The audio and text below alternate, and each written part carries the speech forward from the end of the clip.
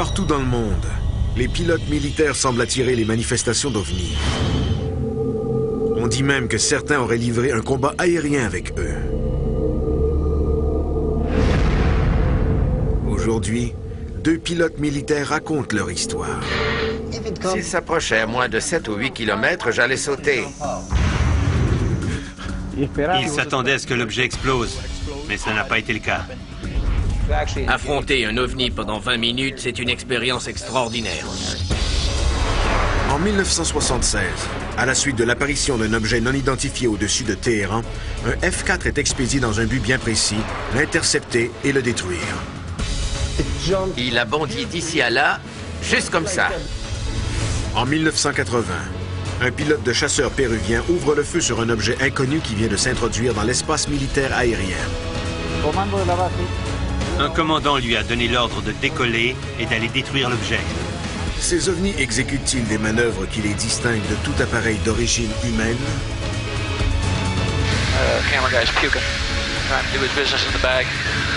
Avec l'aide d'ex-pilotes militaires, l'équipe vérifiera la crédibilité de 2 des plus grands cas au monde de combats rapprochés avec des ovnis haut dans le ciel du Pacifique.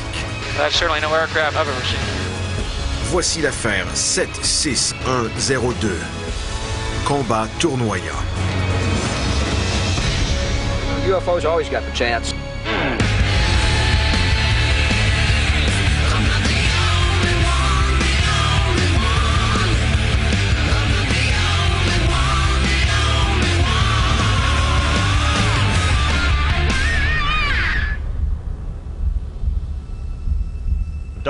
Le terme combat tournoyant nous vient de l'époque des 2 guerres mondiales.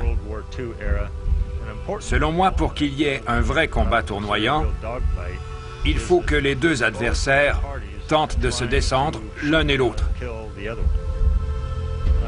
Quand j'entends dire que nos meilleurs pilotes de chasseurs ont livré un combat tournoyant avec un ovni, je réponds que je n'en suis pas si sûr. Je suis Bill Scott, ex-ingénieur des essais en vol. J'ai testé des aéronefs de 1974 à 1987. Le 21 février 2008, l'équipe a été invitée à la base aérienne de March à Riverside, en Californie, pour approfondir son enquête sur les prétendus combats tournoyants qui se seraient déroulés entre des aéronefs militaires et des ovnis.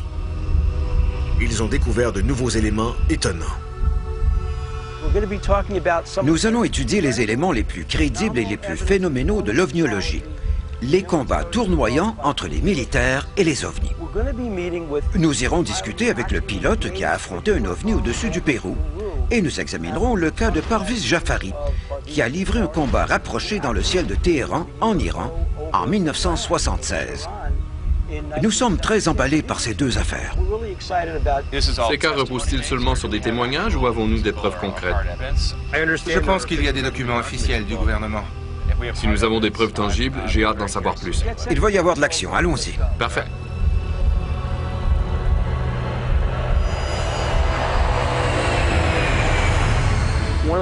L'une des histoires les plus incroyables de tous les temps est celle de Parviz Jafari, de la force aérienne iranienne. Il est environ 23 heures le 18 septembre 1976. Les citoyens de Téhéran, en Iran, sont effrayés par un grand globe lumineux qui décrit des cercles au-dessus d'eux. Ce n'est pas un hélicoptère, ni un jet militaire, ni aucun appareil civil qui fréquente le ciel de l'Iran. À cette époque, l'Iran est un allié important des États-Unis au Moyen-Orient. La révolution islamique et l'ascension au pouvoir de l'ayatollah Khomeini ne se produiront que 3 ans plus tard. Puisque l'Iran partage une frontière avec l'Union soviétique, les forces armées américaines fournissent de la formation et des chasseurs F-4 Phantom à la force aérienne iranienne. C'est un F-4 qui a été utilisé dans le cas de Jafari.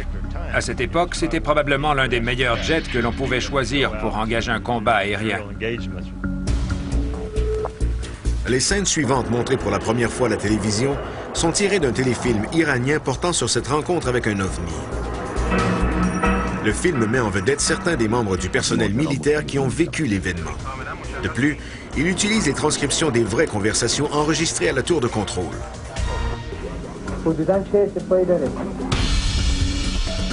La tour de contrôle de l'aéroport Mehrabad reçoit de nombreux signalements d'OVNI. Ce ne sont ni des aéronefs militaires, ni des aéronefs commerciaux. Hossein Pirouzi est en charge de la tour de contrôle de la circulation aérienne. Il en a assez entendu et décide d'appeler la force aérienne iranienne.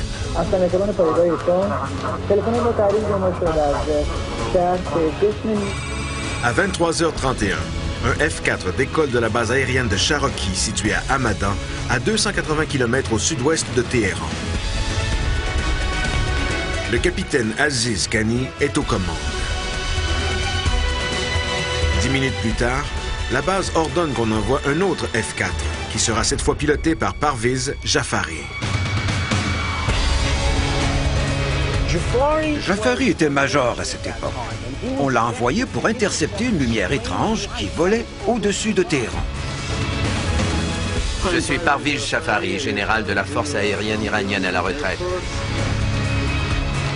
Jafari estime que l'objet était aussi gros qu'un Boeing 707. Jafari a suivi la lumière en direction de la frontière russe quand, tout à coup, un autre objet s'est détaché de la lumière et s'est dirigé vers son avion.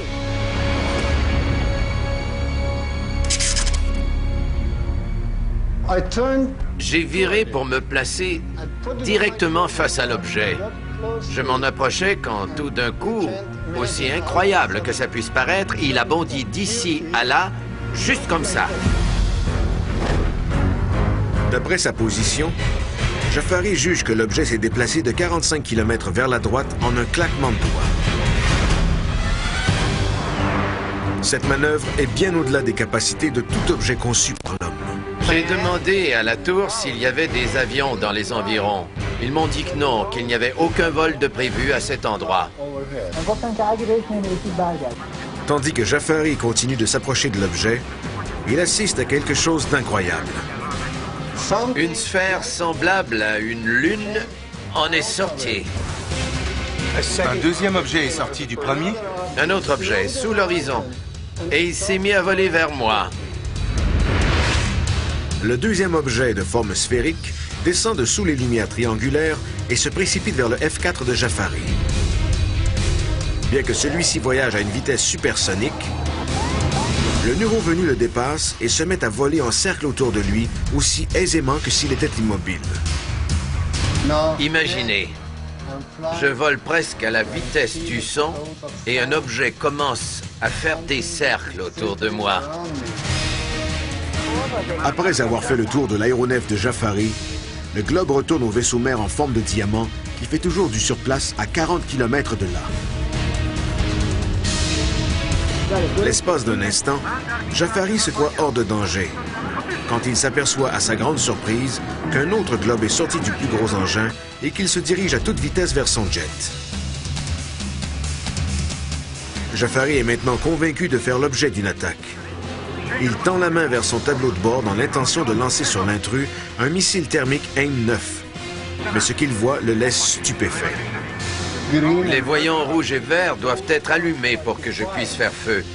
Mais le panneau de gauche du tableau de bord ne fonctionnait plus. Les témoins lumineux étaient tous éteints. Jafari pense que dans le feu de l'action, l'OVNI aurait envoyé une impulsion d'énergie électromagnétique sur son avion, désactivant temporairement les systèmes électroniques à bord, y compris ceux de navigation, d'avionique et d'armes.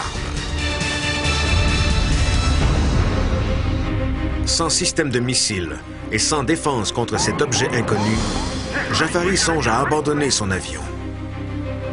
Je me suis dit que si l'objet s'approchait à moins de 7 ou 8 km, j'allais sauter. Mais avant que Jafari ait besoin de prendre cette fatale décision, l'objet fait demi-tour et retourne au vaisseau mère. Pendant que la sphère s'éloignait, je voyais toujours l'objet principal là-bas. Elle s'est placée juste en dessous, puis elle a disparu. Après ce pénible affrontement avec de multiples ovnis dans le ciel sombre au-dessus de Téhéran, le major Jafari décide qu'il serait imprudent de continuer à suivre ce mystérieux objet en forme de diamant. Il obtient l'autorisation d'atterrir à Mehrabad, mais, pendant sa descente, il constate que son aventure n'est pas encore terminée.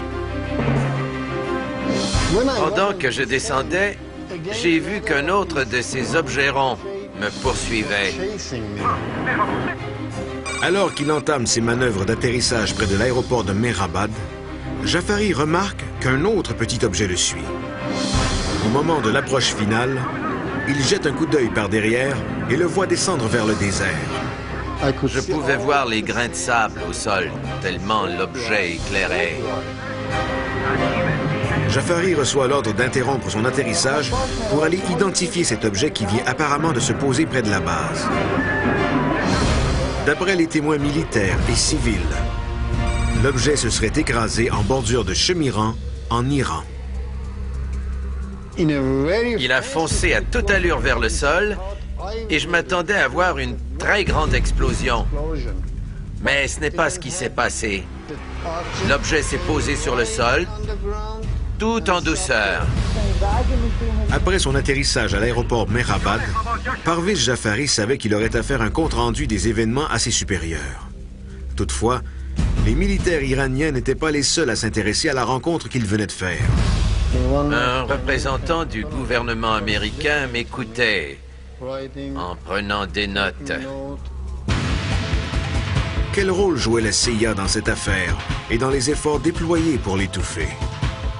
Quand Jafari a posé son avion, des agents de la CIA et un colonel de la force aérienne américaine l'attendaient pour le débriefer. Pour la toute première fois à la télévision, voici le rapport militaire officiel non classifié. Pourquoi ce document s'est-il rendu jusqu'à la Maison-Blanche? Et qu'a-t-on trouvé le lendemain sur les lieux de l'écrasement? En 1976, au-dessus de l'Iran, le major Parviz Jafari livre un combat tournoyant angoissant avec un objet qu'il ne peut identifier.